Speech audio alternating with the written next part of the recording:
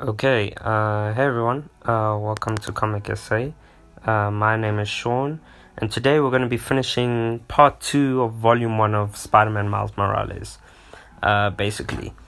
So, in our previous video, we talked about how Spider-Man he was spotted on YouTube doing his Spider-Man thing, fighting a villain called Black Cat, whose name I kept on messing up in the previous video. I kept on calling him his father's name, Mephisto, for some reason. So this brought a lot of attention naturally to Spider-Man.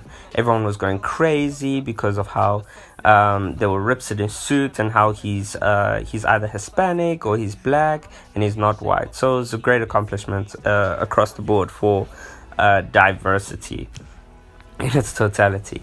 Now, the issue here is that Black Cat is an old Spider-Man villain, and Black Cat has basically has put Miles in her radar while she's seeing all this footage happen, basically. Now, at the time, Black Cat has sort of made a name for herself, obtaining a lot of power in the criminal underworld. Some of this was explained in the all different Marvel Venom comics, but basically Black Cat is pretty powerful right now. And now she approaches Hammerhead and convinces him basically to back her in the capturing of this new Spider-Man. Now, note here, they're not confused. They know this is not Spider-Man Peter Parker. They just end up not liking him. Shucks, I got a message on my phone. My bad. Anyway, put phones on silent if you want to do YouTube videos. Okay, cool. So yeah, and then at the same time, what is going on now? Yes, we are introduced basically to a new character. That has now he's a guy that's now just been transferred. He's entering Miles Morales' school, and his name is Fabio Medina. And he's a mutant. He used to be part of the X-Men, but he isn't anymore. He's real. So his X-Men name is Goldballs. Now, basically, Genki goes on this rant, which this pissed me off. Like, guys, I don't know why it is, and like with Spider-Man Miles Morales, everyone pisses me off.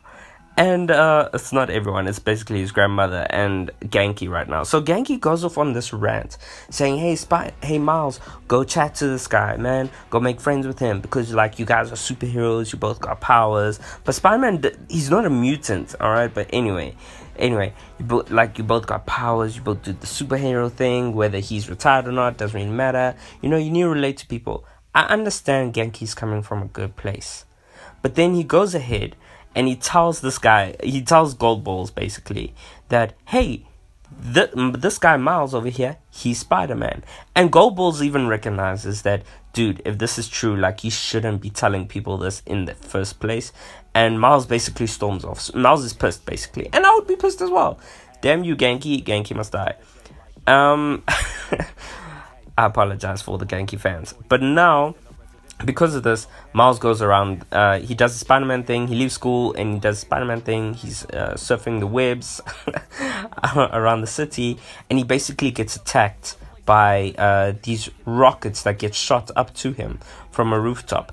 Now, Miles is inexperienced, so this is not Peter Parker. Miles is very inexperienced, so a lot of the solutions that he comes up with come through mistakes. Right, so first he understands, like, okay, shucks, I need to get the rockets away from the city, from the buildings and so on. So he swings upwards. And then his next thing is like, okay, maybe let me go invisible so the rockets don't see me anymore because they're following him. So he goes invisible because that's one of his powers. So he goes invisible and he thinks it works, but it doesn't. Because now they keep on following him. So he's like, oh, shucks, these are heat-seeking missiles. And then he realizes, like, shucks, I think the way he words it is like, what the hell are heat-seeking missiles doing in the city? Because this is some high-tech stuff. Not everyone can get a hold of this kind of stuff. So he knows already, inherently, that these are some higher-up people who ever want to kill him. Anyway, the missiles end up exploding around him. He gets knocked out and he lays on the street. Now, there's a huge kerfuffle because people capture this on YouTube. Everyone is worried. The YouTube community, especially this one lady who really loves Miles Morales, Genki, all of them, they're all like worried, like where the hell could he be? All right.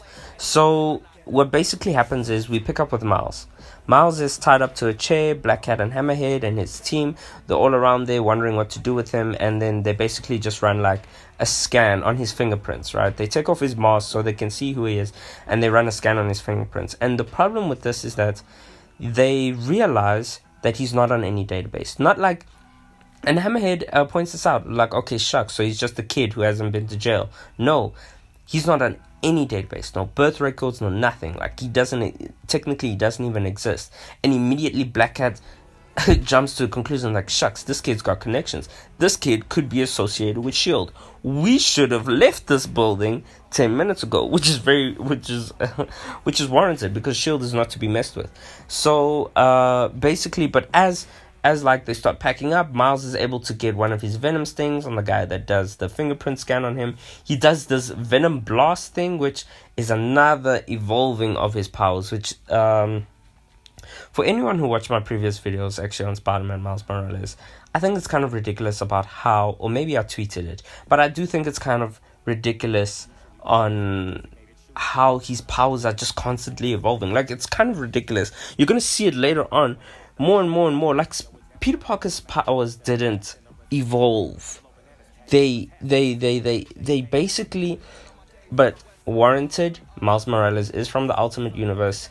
Technically, the same spider that bit him in the Ultimate Universe is not the same spider that bit Peter Parker in the main Marvel Universe, though I didn't see this in the Ultimate Universe Spider-Man, Peter Parker. Either way, this doesn't make sense. His powers are just constantly evolving. Anyway, that's my own personal rant. Back to the story. So he basically ends up getting into a fight with Hammerhead, knocking him out, and Black Cat ends up escaping. Basically, she's just like, don't try to find me, new Spider-Man, otherwise you'll be sorry. Anyway, she jets off.